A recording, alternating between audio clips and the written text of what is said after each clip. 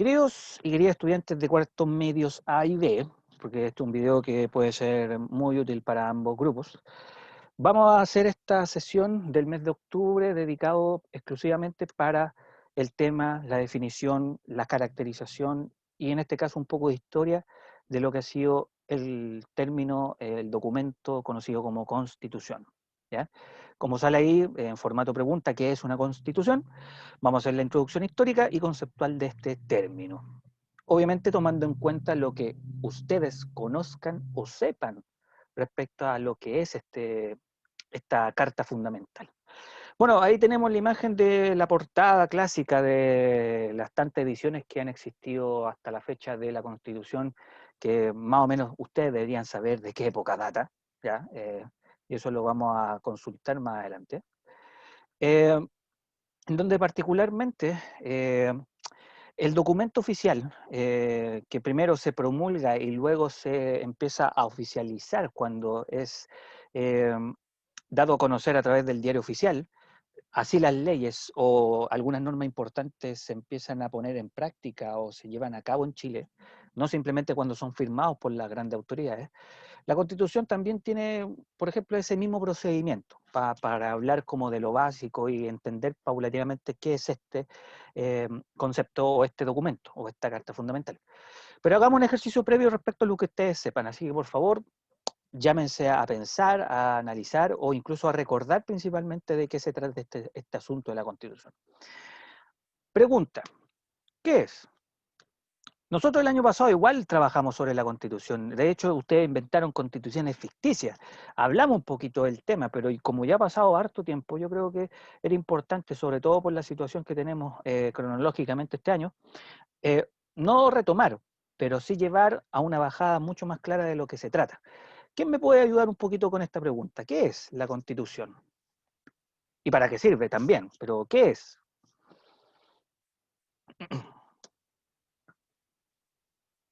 Alguien que quiera activar el audio porque el chat no lo estoy viendo, de hecho.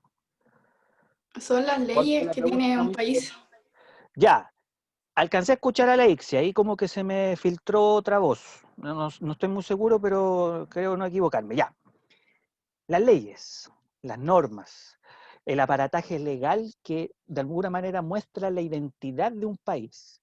¿Cómo es un país y cómo se comportan los ciudadanos y las autoridades dentro de una nación?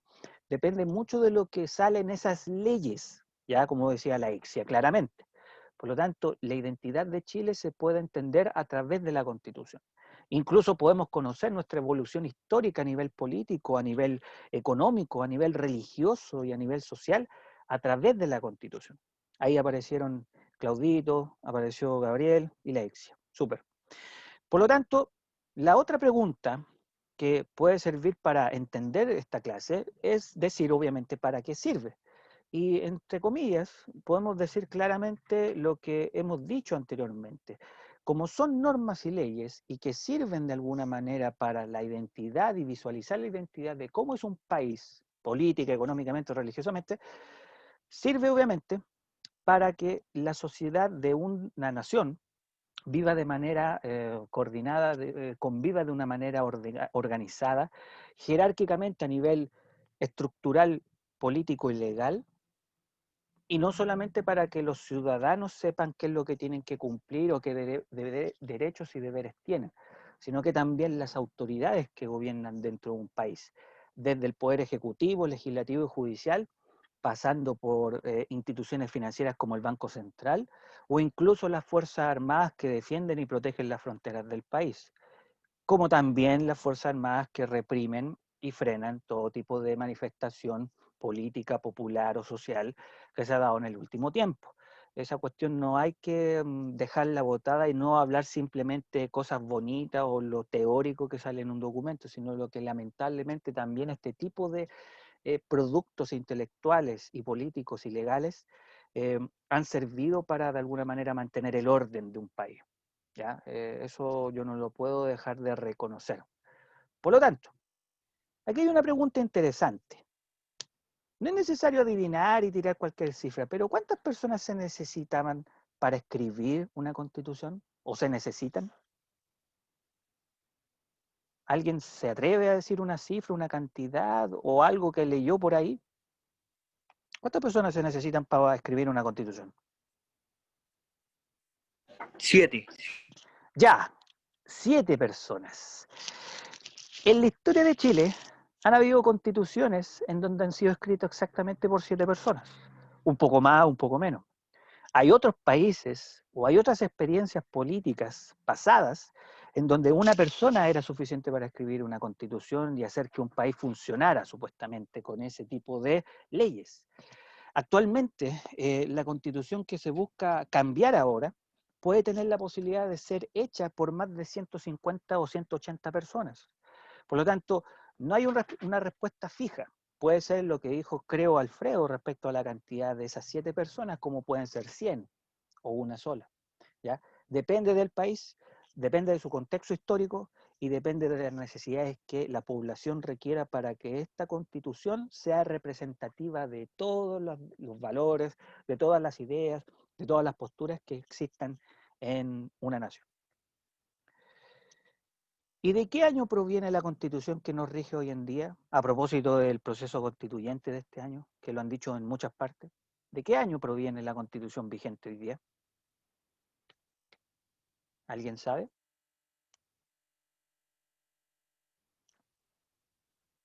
¿Nadie? ¿No? ¿Nadie recuerda la dictadura militar entonces en este grupo? El año 1980. Ese es el año de la constitución que nos rige actualmente y que, ojo, no es exactamente la misma constitución de hace más de 30 años atrás. Ha tenido cambios. Se han sacado, se han puesto cosas nuevas, pero la base intelectual sigue siendo la misma. De ahí que mucha gente habla de que esta constitución pinochetista tiene que ser eliminada, tiene que ser cambiada o tiene que ser reformulada sin dejar de lado la existencia del documento que hoy día nos rige como país. ¿Ya? A propósito de las opciones de apruebo y rechazo. Vamos con la primera parte entonces. De acuerdo a este ejercicio inicial, y de acuerdo a los datos como principales respecto a lo que podríamos llegar a saber sobre la Constitución, ¿ya? Vamos a definir y caracterizar el documento. ¿Ya? Por un lado, ¿qué es la Constitución y para qué nos sirve? Bueno, el término proviene del latín, que es un concepto combinado entre la palabra cum, conjuntamente, y la palabra statuere, establecer. El establecimiento conjunto de leyes, ¿ya? ¿A qué apela lo conjunto? A lo colectivo, a la pluralidad, a la comunidad, y no a lo individual, o a lo clasista, o a lo segregado, sino que a todo. Y esa es la esencia que se supone deben tener las constituciones en los países donde existe este sistema político, en este caso democracia. Pero en el tema más concreto, la constitución corresponde a una norma interna, escrito no por un país, que es el documento más importante del Estado de derecho soberano que rige una nación. ¿Ya? Todas esas leyes, todos esos requisitos, todas esas normas, toda esa estructura política, administrativa, es escrito internamente, o no es necesariamente que sea escrito, y que básicamente da a entender que un Estado tiene soberanía, ¿ya? Sobre un territorio, unas fronteras y un lugar en el mapa. ¿Sí? La Constitución está destinada al regulamiento de los aspectos fundamentales de la vida política de todas las personas, sean personas comunes y corrientes como nosotros, como ustedes, como yo, y también, sobre todo, aquellas personas que tienen un cargo especial, presidente, ministro, de senador, diputado, comandante en jefe del ejército, etcétera. ¿Ya? Por esto, la constitución de los estados o de un estado en particular también se le puede llamar carta fundamental o carta magna, que también es un apelativo, un sinónimo de constitución que se utiliza mucho actualmente. Y en Chile, literalmente nuestra constitución tiene como objetivo o como meta promover el bien común de todas las personas. Eso sale cuando uno abre la constitución, busca el artículo 1, aparece el inciso 4, que es como la cuarta idea dentro de ese mismo artículo número 1, y dice literalmente la promoción del bien común. ¿Qué es el bien común? O sea, en el fondo y en estricto español, que todas las personas podamos llegar a obtener las mismas posibilidades podamos responder todos ante la ley sin discriminaciones sociales, étnicas, religiosas, pero que sabemos que en la práctica no se pone en práctica. La Constitución sigue siendo un libro guardado en alguna esquina de alguna biblioteca de cualquiera de nuestras casas o en cualquier lugar donde ustedes quieran ir a estudiar, pero al momento de llevarlo a la práctica, lamentablemente ese bien común es solamente para algunos, ¿ya? Y no para todos. Históricamente, ¿para qué ha servido la Constitución? No solamente en Chile, sino que en muchos otros lugares donde rige un sistema democrático. Bueno, además de regular la vida de los y las ciudadanas, ha servido para manifestar, entre otras cosas, el estilo de un gobierno o una ideología política o una postura religiosa. Recuerden que hay estados que son debidamente llamados teocráticos, en donde la ley de ese dios o de un dios determinado rige la vida en comunidad de esas personas en ese país, ¿ya? Por lo tanto, también hay temas religiosos que se pueden destacar dentro de una constitución de algún país determinado. Excluyamos, por ejemplo, nosotros como país, porque antiguamente las relaciones entre el Estado y la Iglesia estaban muy mezcladas. Hubo una constitución que separó esas aguas, la Iglesia por acá y el Estado por aquí. La famosa separación de la Iglesia y el Estado, que le llaman algunos. También ha servido la Constitución eh, para tener dentro de sí procedimientos que resuelven conflictos al interior de las comunidades. Por ejemplo, irregularidades, ilegalidades, corrupción, traición o algún tipo de error que políticamente pueda ser sancionable. ¿La Constitución puede castigar o sancionar, por ejemplo, el delito? No, porque en realidad existe un código penal para eso. Si uno lee la Constitución, no habla, por ejemplo, en caso de asesinato, en caso de violación o ese tipo de crímenes. Al contrario, existe un código penal dedicado a eso, ¿ya? En cambio, la Constitución habla de acciones netamente políticas, ¿ya? De todas las personas. Por ejemplo, cuando yo pierdo la ciudadanía, como también cuando se puede sacar a un gobernante del poder, ¿ya? Una acusación constitucional y ese tipo de cosas. Eh, por lo tanto, una constitución es legítima, ¿ya? Cuando refleja todos los valores, principios y creencias aceptadas por la sociedad, o puestas en práctica por la sociedad, o acordadas por la sociedad. Cuando una comunidad llamada Chile, nación, país, república, ¿ya? O democracia, todos los valores y principios y creencias se pueden poner dentro de una constitución. Por ejemplo, en temas étnicos, por ejemplo, en temas religiosos, por ejemplo, en términos de diversidad sexual, por ejemplo, en términos de familia, matrimonio, por ejemplo, en términos financieros, AFP, qué sé yo. Muchas cosas de esas pueden ir, porque son parte de lo que es los distintos principios y valores que existen dentro de una sociedad, independiente de las clases sociales, porque en el fondo son cosas muy transversales. Y sin olvidar que el objetivo de un documento como el que tenemos nosotros es el bien común, ¿ya? Que es algo que probablemente, si se llega a cambiar la Constitución, se va a mantener como idea, ¿ya? O como meta. ¿Mm? Teniendo en cuenta esa definición teórico-conceptual de qué es la Constitución y para qué sirve, ¿ya? Que no deben olvidar, vamos a hacer una segunda parte rápidamente sobre la historia. Un poquito de historia en realidad. Vamos a resumir hitos principales, o en este caso constituciones principales que han existido a lo largo de la historia. Aparecen 5 años en pantalla junto con alguna imagen de apoyo: 1811, 1818, 1833, el año 1925 y 1980. Más de alguna vez hemos mencionado algunos de esos años en alguna clase de historia y geografía en años anteriores. Pero estos 5 hitos son rescatados porque muestran un poco las 5 constituciones, bueno, que no son las únicas, pero las 5 constituciones más relevantes o más importantes que hemos tenido como país independiente. Algunos podrían preguntarse, ¿solamente hemos hecho 5 constituciones? No, han habido otros tipos de constituciones que son reglamentos, ensayos constitucionales o propuestas de nuevas constituciones, que no han tenido mucha, pero que no tuvieron en su momento mucha valoración, no fueron puestas en práctica o derechamente quedaron en el baúl de los recuerdos y ahí quedaron en carpeta sin más que nada quedar como una simple idea.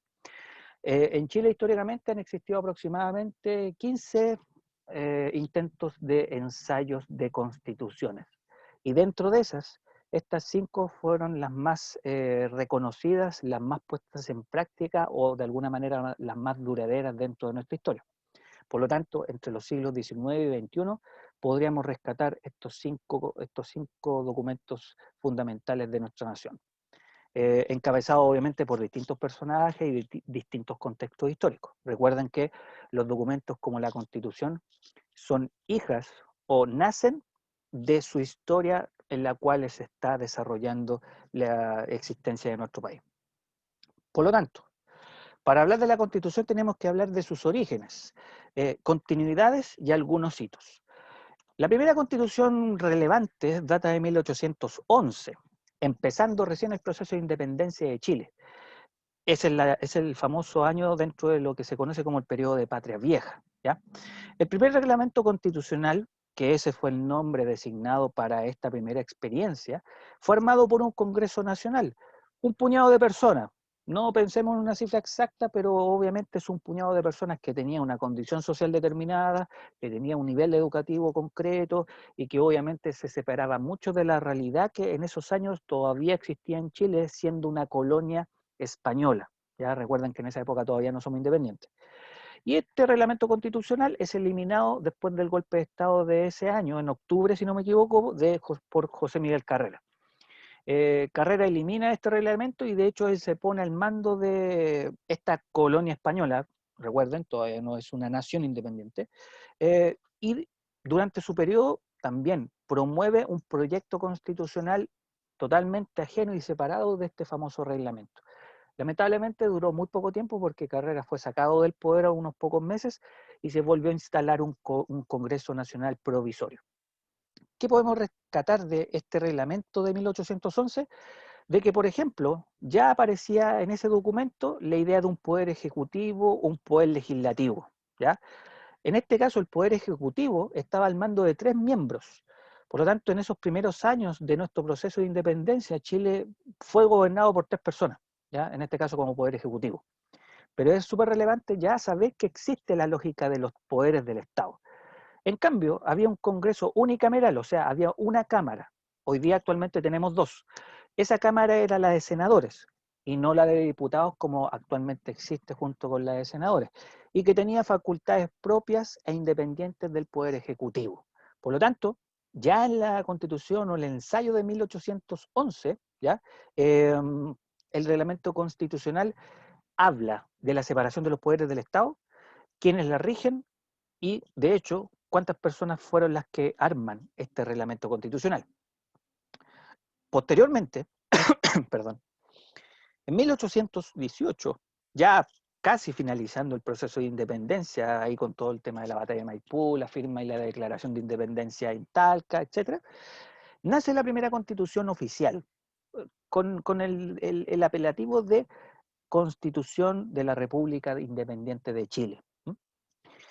Fue promulgado en el gobierno de Bernardo Higgins, ya conocido por todos, y redactada por una comisión de 7 personas. Ahí, si no me equivoco, que fue Alfredo, la chunta, o quizás tenía claro, de que era esta cantidad y para esta constitución.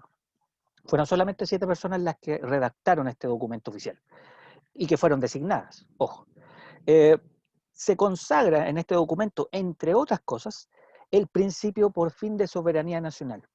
Chile es un país independiente, con un territorio en el mapa, con fronteras, con símbolos patrios, con un organigrama institucional desde un director supremo hacia abajo, etcétera, etcétera, etcétera. Y obviamente rescatando este principio, en que la nación tiene la facultad de instalar su gobierno y dictar sus propias leyes. Es la primera vez en que en Chile existe un documento llamado Constitución en donde se dice literalmente que somos un país independiente y hacemos nuestras propias leyes bajo nuestras propias necesidades, ¿ya? Y entre otras cosas, Chile queda dividido en 3 provincias. La regionalización, ¿ya? Nuestra actual regionalización proviene de los años 70, en plena dictadura militar, pero el origen de esta idea de separar el territorio en distintas provincias con sus capitales, sus intendentes, sus gobernadores y ese tipo de cosas, proviene de 1818. Coquimbo, Santiago y Concepción. Esas fueron las tres primeras regiones que oficialmente quedan dentro de una constitución. De hecho, estas tres provincias datan de 1812, pero antiguamente eran provincias de lo que era la gobernación de Chile, dependiente del imperio o de la corona española. ¿Ya? ¿Hasta aquí vamos bien? ¿Todo claro? ¿No tienen alguna duda? ¿No? Karen, ¿todo bien?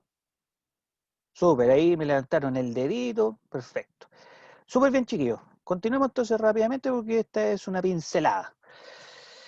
Luego, nos pegamos un salto ya histórico y resumiendo brevemente ese salto, llegamos a un periodo llamado el periodo conservador, que va de 1831 a 1861.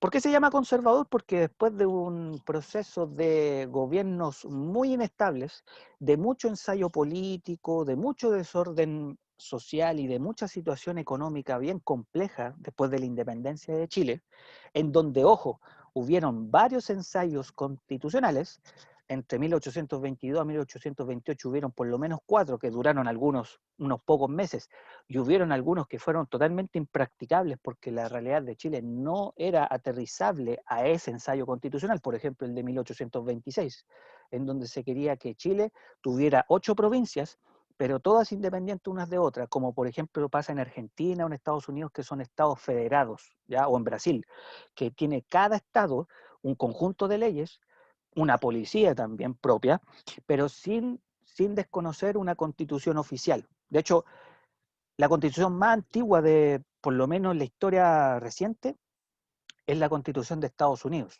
del año 1773. ¿Ya? Ese papel arrugado, bien viejo que de repente sale en las películas de los gringos, ya, esa es la constitución que hasta el día de hoy rige ese país. Ya es una de las constituciones, si no la más longeva de la historia. Pero dejando de lado ese ejemplo, nuestra experiencia política después de la independencia pasó por muchos ensayos políticos. Y como les decía anteriormente, algunos resultaron y duraron muy poco, y otros derechamente eran impracticables, por la realidad que teníamos como país en ese momento. Y llega el periodo de los conservadores, que son individuos que son de una clase política muy distinta a la liberal, algo que hemos hablado en el pasado también, y que deciden cambiar la constitución, principalmente las que venían de los años 1820 y tantos, como les acabo de mostrar recientemente. Y el año 1833 es el año elegido para publicar y consagrar una nueva constitución para el país, que es la famosa constitución autoritaria de Diego Portales. Seguramente han escuchado el nombre de Diego Portales, comerciante, político, fue triministro ya, del Interior, de Guerra y Marina en su momento. Pero este tipo lo único que necesitaba era que en Chile hubiera un régimen muy controlador, muy ordenado, muy tradicionalista, pero que dejara que, entre otras cosas, la economía fuera súper librecambista. Mentalidad de comerciante.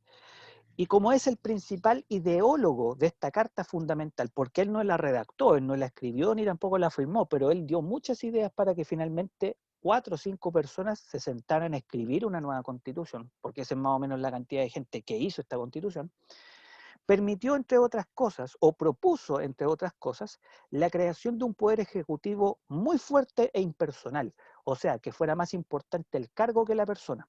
Y dentro de los 3 poderes del Estado, en esta constitución, el poder ejecutivo es el que mandaba. Además, con un gobierno apoyado bajo el principio de autoridad, por eso el apellido de autoritario, y el respeto a las leyes, que todas las personas respetáramos a la ley independiente de la clase social, la condición económica, etc. Y preservar el orden público, o sea, las buenas costumbres, los modales religiosos y todo ese tipo de costumbres tradicionalistas que han existido en Chile durante siglos, incluso en algunos casos hasta el día de hoy. Por lo tanto, esta constitución podríamos decir que ya empieza a heredar algunos aspectos de lo que actualmente tenemos como constitución vigente. La diferencia es que en 1833 la población era otra, la mentalidad era otra, la economía era muy distinta y obviamente la forma de gobernar.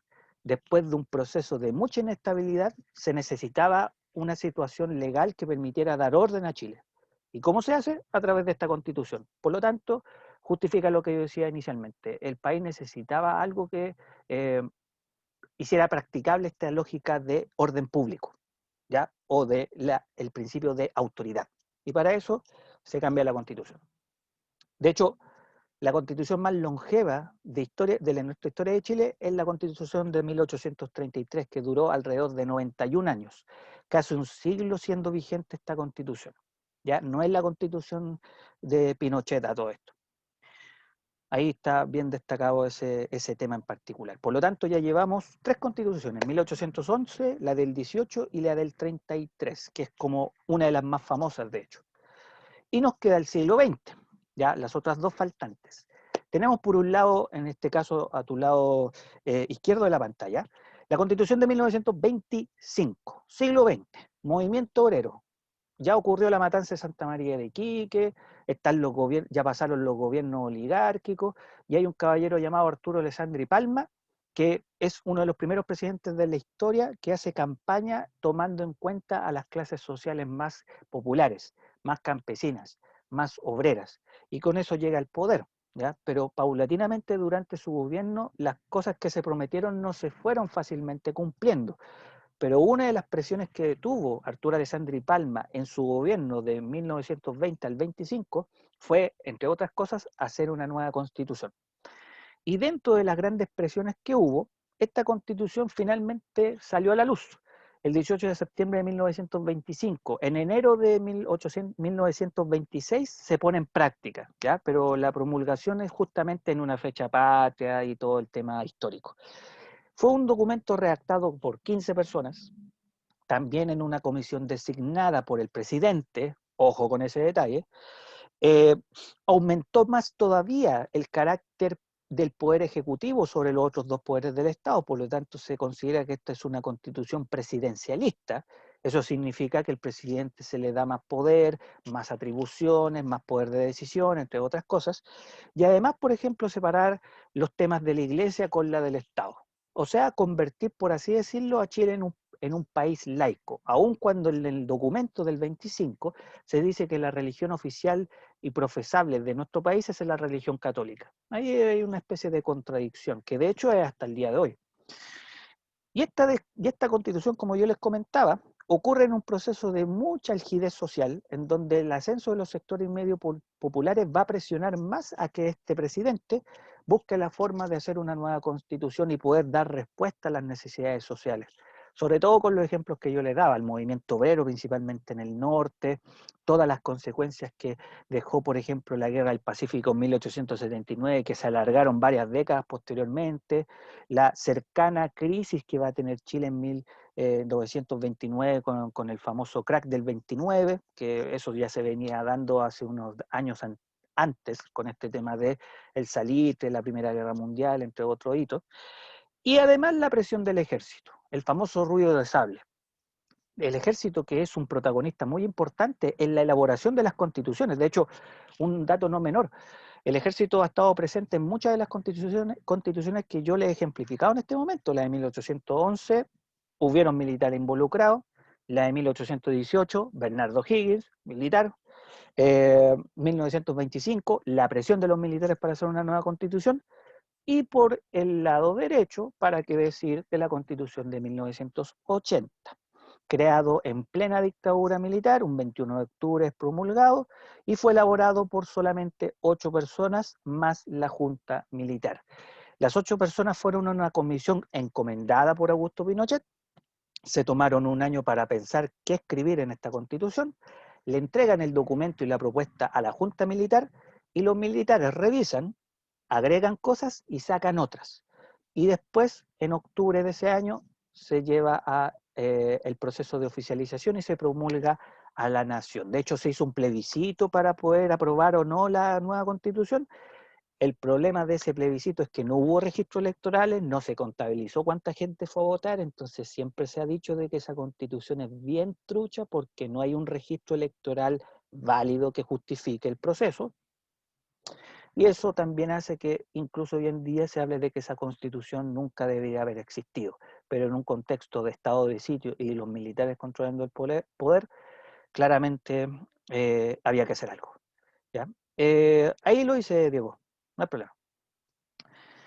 Esta constitución se reformó 49 veces desde su promulgación hasta la fecha. La última modificación data de marzo del 2020, en donde se permite legalmente hacer el proceso plebiscitario que va a eventualmente cambiar la constitución por una nueva. ¿Ya? Eso es como la última modificación vigente, pero a lo largo de las décadas hasta la fecha se ha reformado 49 veces en los distintos gobiernos que vinieron después de Pinochet.